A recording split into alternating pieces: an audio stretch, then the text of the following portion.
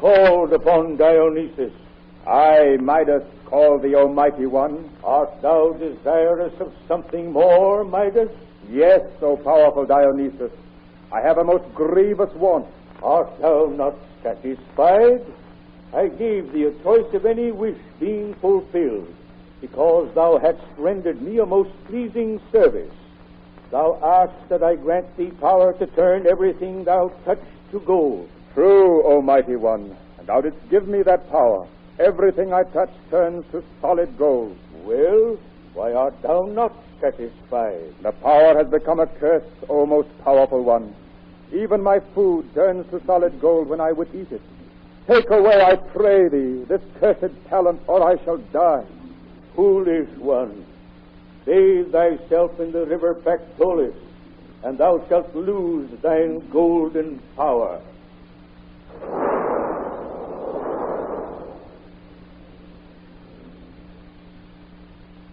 Today's radio play, Black Gold, is based on a most interesting article taken from the pages of next Sunday's issue of the American Weekly, the magazine distributed with all Hearst Sunday newspapers from coast to coast. Morning, Mr. Anderson. Morning. About ready to take off? Just waiting for you, sir. All the other passengers are aboard. Well, here I am. And here we go. Hold the line.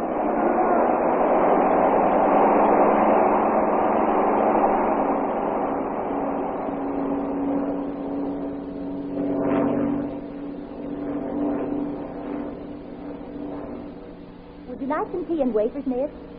Would you care for some tea and wafers, sir? Oh, it's you. Hello, Betty. Yes, it's that man here again. Surprised? Yes and no. Getting pretty important when they hold the plane for you, aren't you? Nice of them, wasn't it? If I'd missed it, I probably shouldn't have as pretty an air hostess to serve me. All the hostesses on this line are pretty. Ah, you admit you're pretty? I meant except me. Here's your tea and wafers. Oh, don't go, Betty. I want to talk to you. You forget I'm working here. Suppose the owner of the line should be making his trip. Oh, suppose he should. And see me showing favoritism to passengers. I guess he wouldn't mind as long as you showed me the favoritism. Conceited, aren't you, Mr. Anderson? No, just sure of myself. Well, I wish the owner were on board. Why? He'd see what we air hostesses had to put up with from some of the male passengers. I'm sure he wouldn't blame the passengers. Tell me, Betty, are you going out with me tonight? No, I told you before, Mr. Anderson. The line doesn't let us have social obligations with passengers. Yes, I know, but I fixed all that. You fixed it? Yes. How? I bought the line. You bought the... You mean you own this airline? I do, and here's the papers to prove it.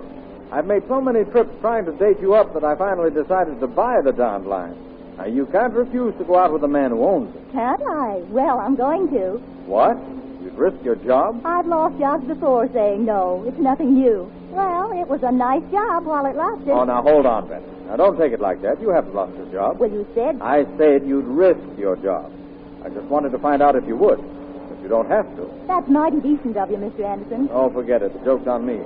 But I can afford it. I'll never miss the few $100,000 the line cost me. But say, I must admit I've never found myself so unpopular as I am with you. Won't you tell me why you hate me so? I don't hate you, Mr. Anderson. Then why do you refuse to go out with me? You really want to know? Yes. What's the reason? Well, I'll tell you. It's your money. My money? I know all about you. Phil Anderson, the millionaire playboy. Your name and picture break into print every time you turn round. Now, wait a minute. If you think I bought this line as a stunt to get publicity, I don't know about that, and I don't care. It's enough for me to know you did it just to have a date with me. It's typical of you. What do you mean? Your money can satisfy every whim. Well, what I mean... You want to hear music, so you buy the symphony orchestra for an evening. Well, you want to be entertained, so you buy out a nightclub for your personal use. Now you want to take me out, so you buy the airline. Well? Well, there are some things your money can't buy, Mr. Anderson. And my company and my friendship are two of them. You mean if I didn't have any money, I'd stand a better chance with you? If you didn't have so much money, you'd be a different sort of person. That doesn't answer my question. If I didn't have a dime, would you like me? It's impossible to answer that. Phil Anderson without his money, that'd be like Santa Claus without a beard. Oh, yeah? Well, you'll see about that.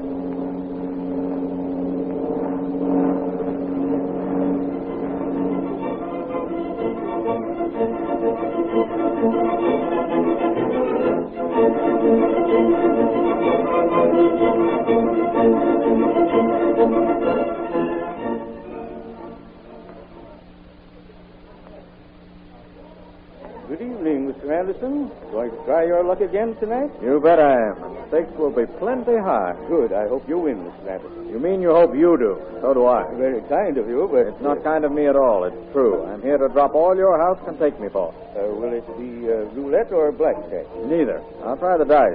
Very good, Mr. Anderson. Come right this way. Oh, wait a second. I'm going to see how my luck is running. Ah, the slot machine. Yeah?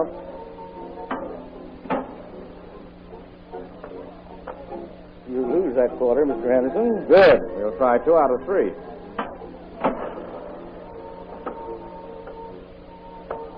You lose again.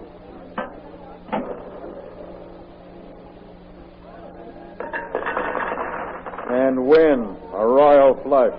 Let's try the dice. Right this way.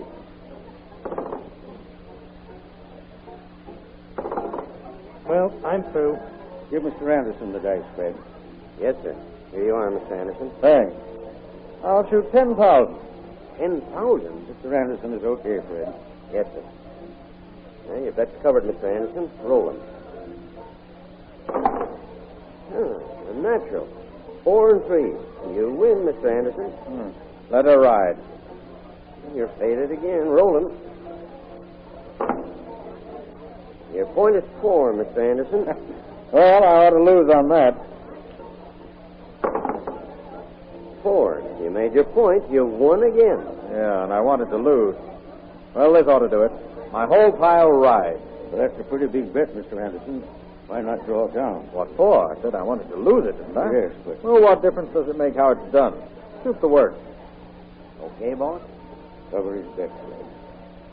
Well, you're faded, Mr. Anderson. Well, here we go again. Another natural. Mr. Anderson, I guess you can't lose.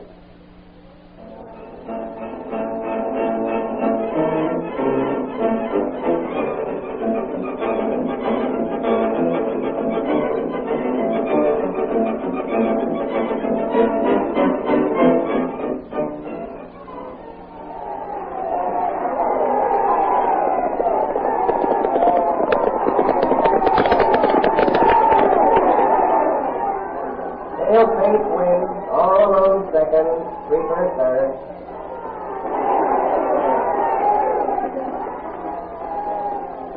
Are you Tip McGonigal?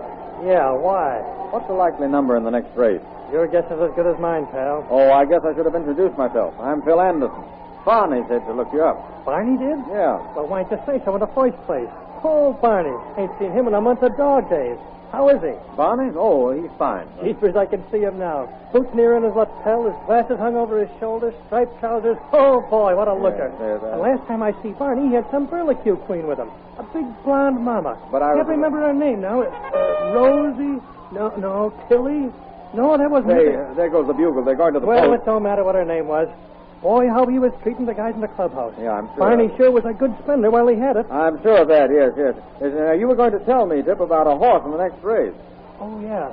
The next race. Yeah. Well, Reliance is a good bangtail. Lots of the boys have copped plenty off that goat this season. Oh? Black Eyes ain't bad. But if you want a tip from me, put your money on Larkspur. Get it?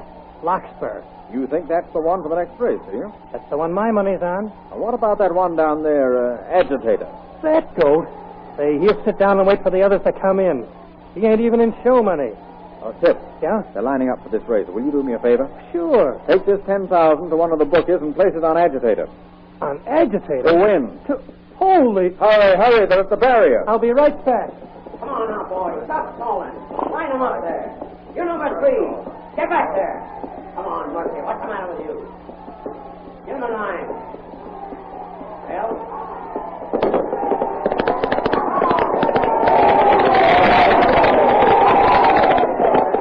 Mr. Getaway, how are they doing? You place my bet? Sure, but how are they doing? Where's Larkspur? Wait till I get my glasses on. Okay. Let's see. Reliance has the lead. Yeah? And Larkspur and Black Eyes are right behind him. Sure. And the rest of the field is spread out. Boy, oh boy. And where's Agitator? Oh, he's at the other end. What did I tell you?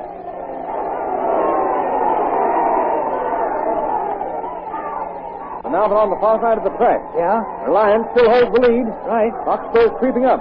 Black Eyes is dropping back. No sign of Agitator? No. Say, they're ground at the turn. Go ahead. Larkspur's nosing out Reliance for the lead. Both boys are pressing their mounts to the utmost. I knew it. Larkspur jumps into the lead as they turn into the home stretch. Boy! Say, if he can keep that lead, this is Larkspur's race. The race was won by Larkspur, the Lion second, Black Eyes third. Oh, what did I tell you? Larkspur was the one. Well, there goes my 100,000. Now, don't lift your collar, pal.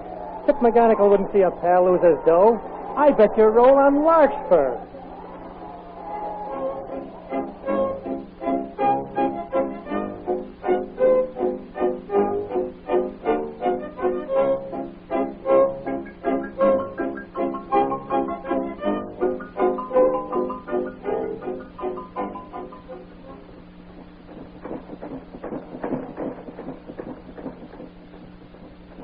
Good morning. Morning. You, Mr. Anderson, the fellow that's staking this oil claim? Yes, I came out to see how the drilling was coming along. Well, we ain't hit the pay yet. And if you just ask me, we never will. You don't think so? No. I hate to see a man like yourself throwing his money down a powder hole. If they told you there was oil in these parts, they must have showed you wind oil, speculator oil. They never showed me any oil. Just said they were sinking a shaft here and asked me to finance it. Yeah? Oh, there may be a farmer well here, just a shallow well. But you'll never strike a gusher, nor even a spouter. Think I can depend on that, do you? Well, we're down about as far as we can go, Mr. Anderson. Good. This looks like a surefire thing. Listen, if what you say is true, I stand to lose $200,000. You mean to say they got you for that much? And when you pull that drill out of a dry hole, I'll give you $100,000 for yourself. You'll give me, Mister, you've made me a rich... What's that? Oil! Oil! Black gold! Mister, you've struck a gusher!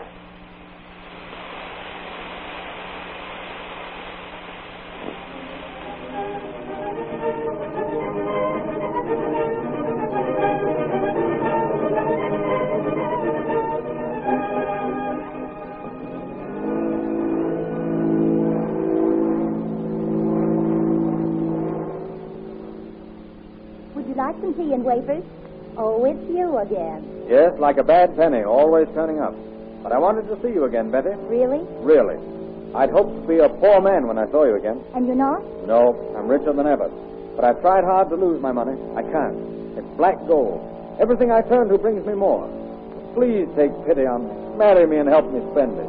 You've changed, haven't you? Yes. I've come to realize how much I need. I'm lucky in everything but love. Be my lady luck. You're sure you want me? I never was as sure of anything in my life, Betty. All right. I will marry you, Phil. But I shan't be your lady luck. I'll be your lucky lady.